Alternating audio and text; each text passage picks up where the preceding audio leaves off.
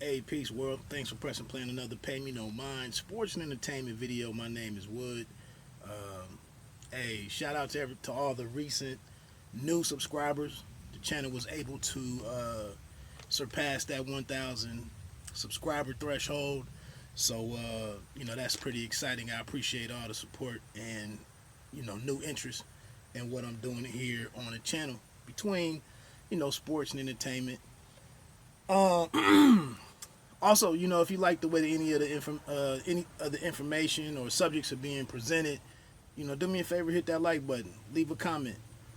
Feel free to disagree. I'm not saying I know everything. I'm just talking about subjects the way that I don't always see them addressed. That's my opinion. Um, Also, quick look. I just realized that a producer from a recent project, watched the video and made a comment. This brother named Me Fucks, I think he's a producer out of Boston. I didn't know that was him, but I, used Google and found out it looks like the guy. He respected what I was talking about, despite the fact that I had an error in the video, an obvious error in the video, but it is what it is. And let me jump right into this, man. Buckwild, producer, D.I.T.C, OG, digging in the crates.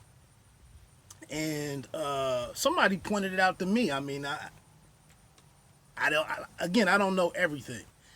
But this dude was behind, he brought us Whoa.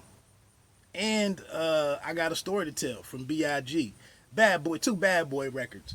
But just a very interesting figure, to have a song like Whoa, which was monstrous.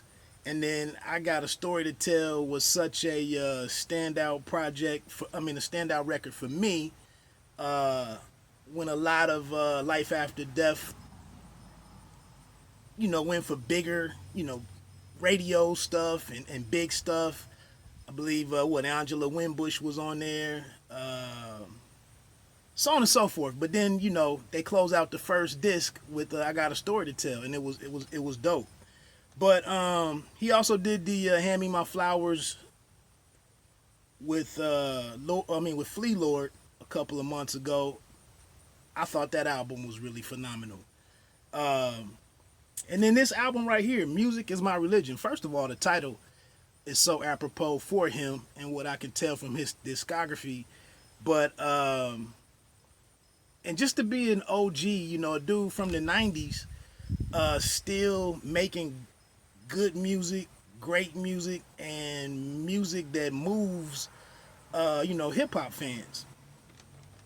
And this album right here, I don't know if you know this, depending on how much you know about music. I don't know everything again, but on jazz records and instrument, and instrument or players, when they do the soloing thing,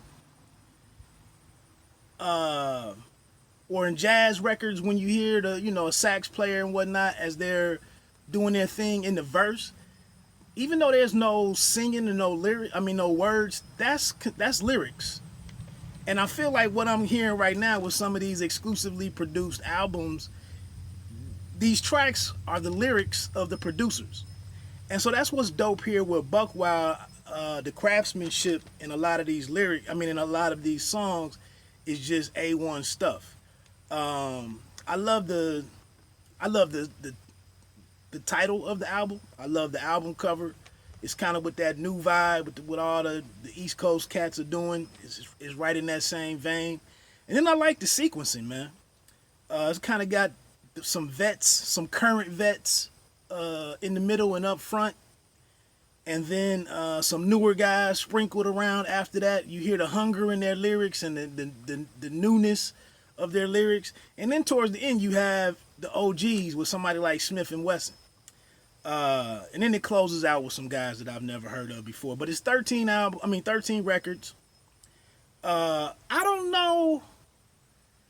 It's some standouts on the production, but what's the headline here in the music for me is that all 13 tracks are are very.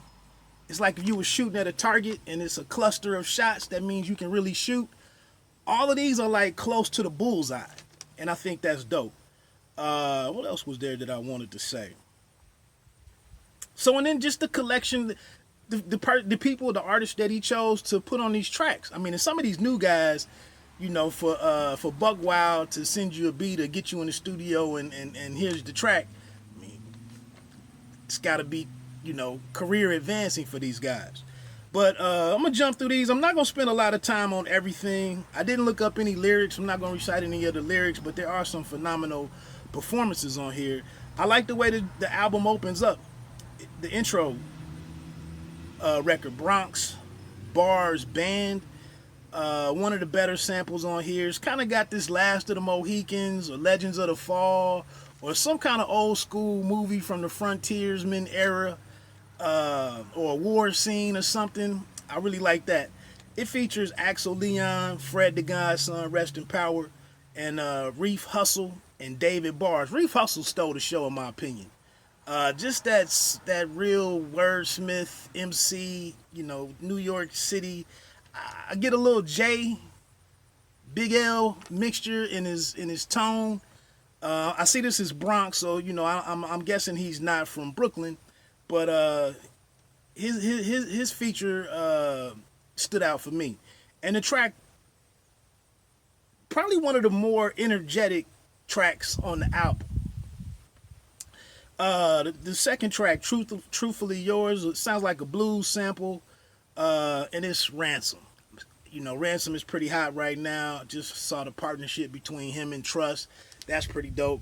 But you know, this is like a get it out the mud, very autobiographical, and tale from Ransom, basically calling out some of these dudes for, you know, not being real with what they're talking about, and kind of a testament to who he is, that he had his bad stretch in life, he's learned from it, and now he's here trying to go about things differently and give some different messages to those coming behind him.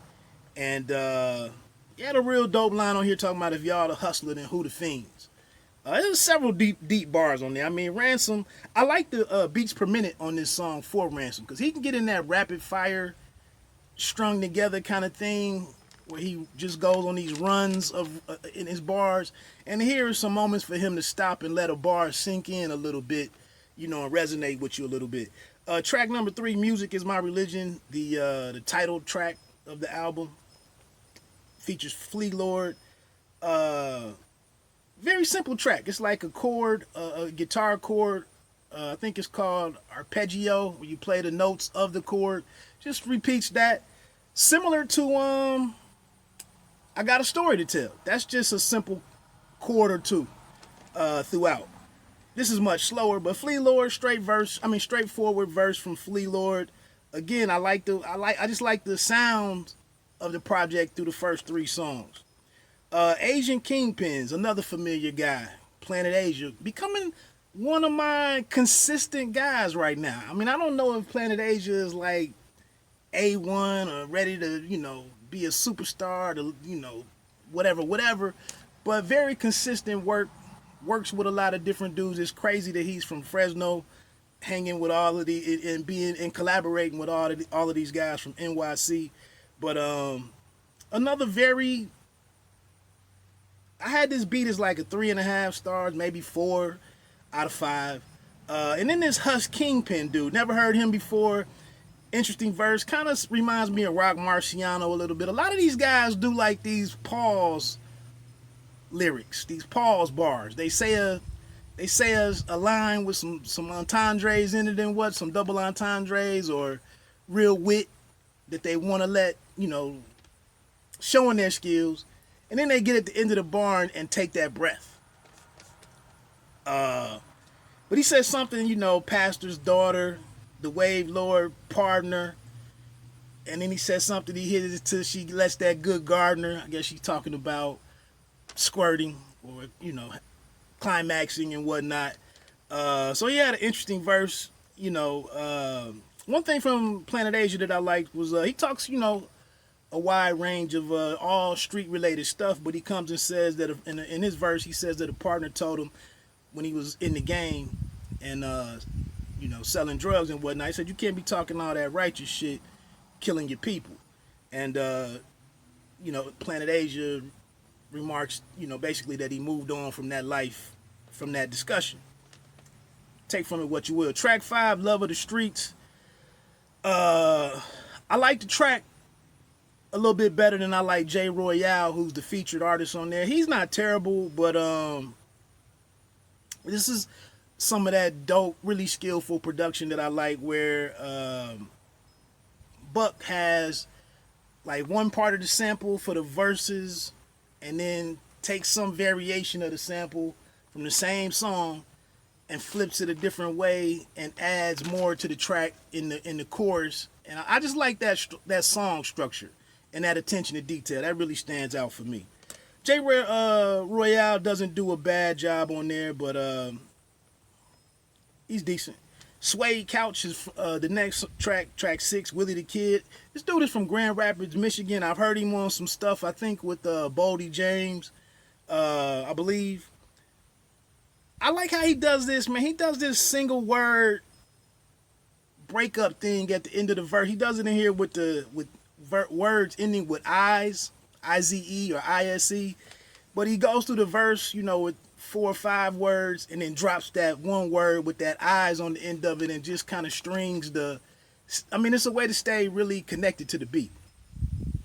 To stay on, to really be sharp with the beat. I really like that. And you take that breath when you do that so you can go to the next verse. I just like that style.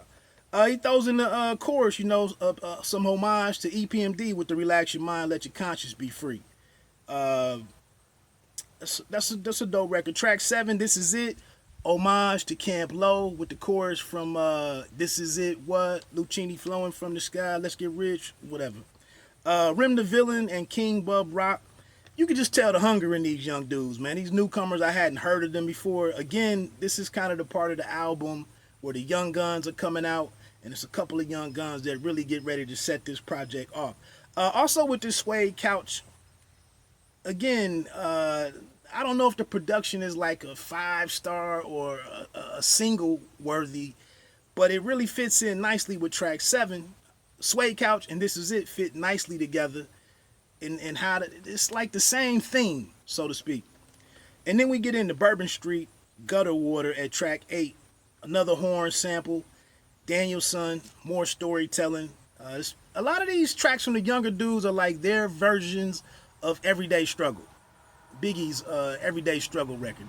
This is what was going on. This is what I was fighting. This was my family. This was what happening.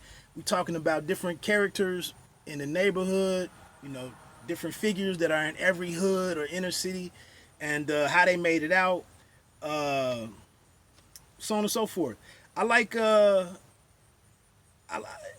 Danielson's kind of his gruff or energy is it's kind of a stark contrast to the calmness of the track and this horn sample that is real dope.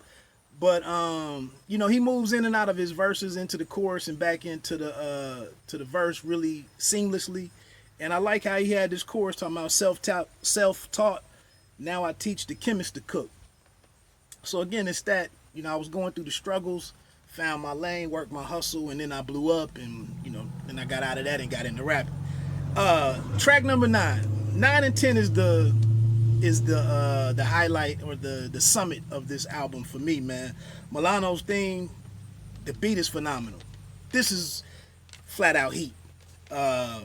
Milano Constantine, never heard of this kid before, but from this performance right here, I'd love to hear an EP of some kind or, hear more from the kid. Him and his $300 ballpoint pen. This bass line on here is just nasty. It's so different from everything else on the album to this point. The drums with the cymbals, it's an aggressive record, but that's just that.